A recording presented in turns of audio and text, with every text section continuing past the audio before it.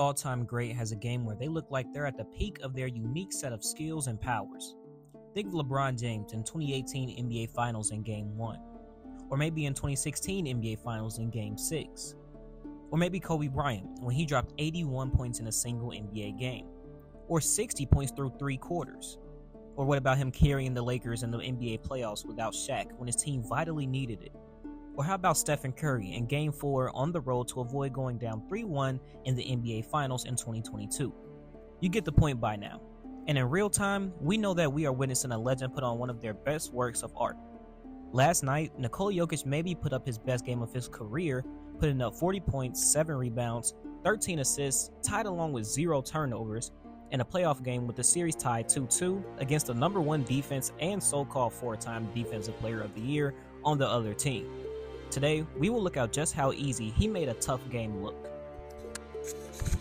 Open up the scoring, you're going to notice this a lot. Nikola Jokic is much stronger and bigger than Rudy Gobert, as you see that he bumps him way off of his spot to get 2 feet in the paint and deep. And once Nikola Jokic is in here, it's only a matter of time as he gives him another bump, and then he turns around, and then he's going to fake it. And Gobert is actually staying with him on this play, but he kind of just does another fake, and again, 2 feet in the paint. He shoots it right over the top of Gobert, and this is pretty decent defense, and the shot clock was winding down. But Nikola Jokic is going to make some tough shots here and there, so that's a good bucket on Nikola Jokic, and good defense on Rudy Gobert as well.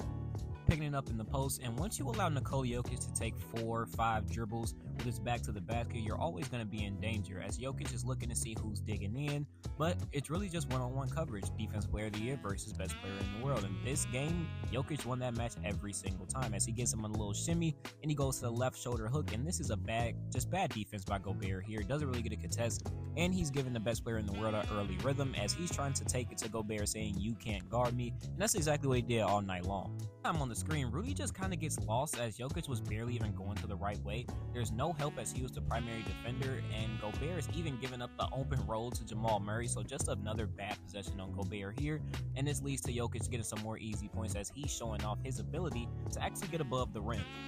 To pick it up here, as Jokic is going to try to get post position on Naz Reid, and this is just a bad gamble by Naz. He almost gets it, but if you do not get things like this versus Nikola Jokic, he is almost always going to make you pay, and that is an and one opportunity, and by this time, he's in a great rhythm, scoring on almost all defenders.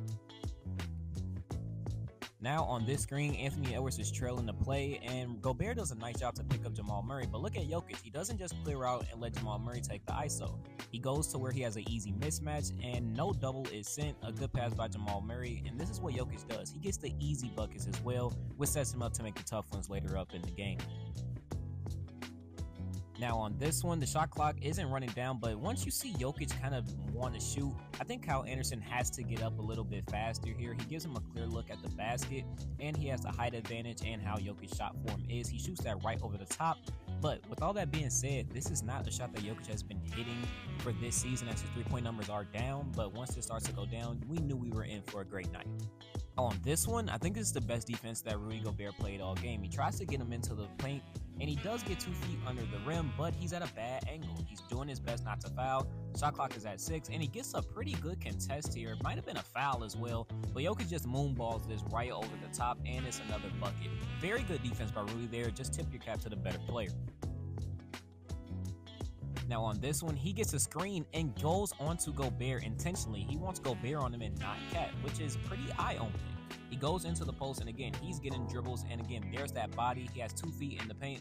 Hits him with the array of moves that Rudy actually does a decent job going with, and this angle off the top of the glass is tough. What a bucket by Nikola right there. On this one, he gets a screen, and this is just putrid by Cat. You cannot get front cut by Nikola Jokic, who is not even as fast as you. Give up another easy bucket to the 3-time MVP, and this is why he can make tough shots later in the game. You're giving him way too many easy looks. This one, he gets a screen and gets some post position on Naz Reid, who is much littler and smaller than him.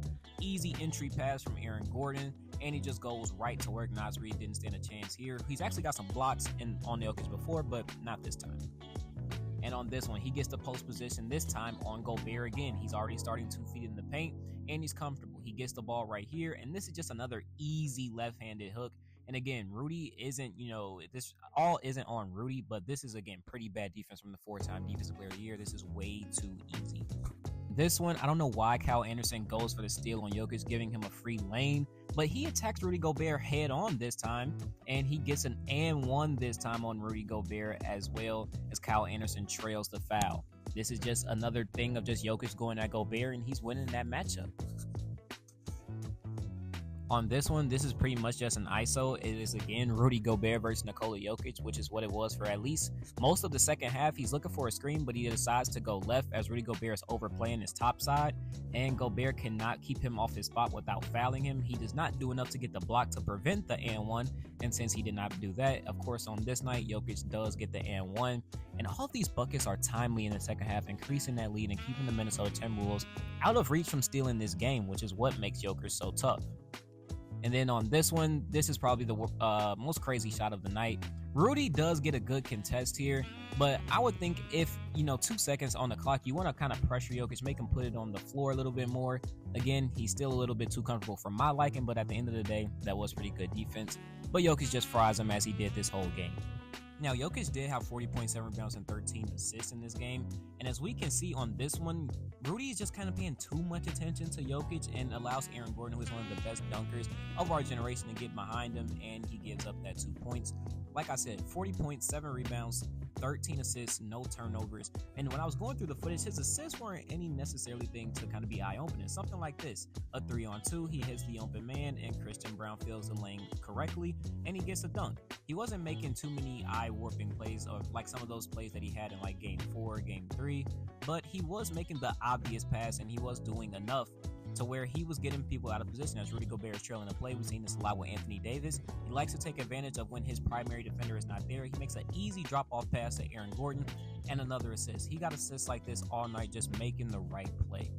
On this one, Cat tries to flop on this screen, and they're playing a bad coverage as Cat doesn't know that he's supposed to get back to KCP. He flips it right behind his back. Easy read. KCP gonna go ahead and knock down this three, and this is at a pivotal time in the game as well, as Jokic always seems to make the right plays.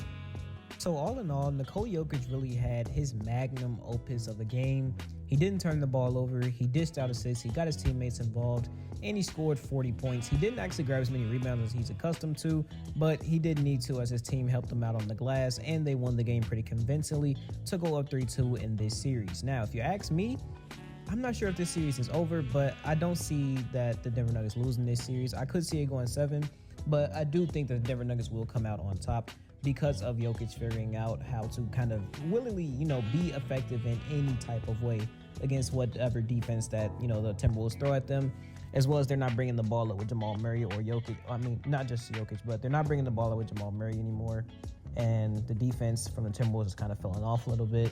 So you guys let me know what you guys think about Nikola Jokic, his plays. I know that the breakdown wasn't too much of a, it's this in-depth breakdown because Jokic just kind of makes the game look easy. He's a post-up player. He does these little moon ball shots over you, and that's what it's going to be. So let me know what you guys think about the video and about this series. I'm out. Peace.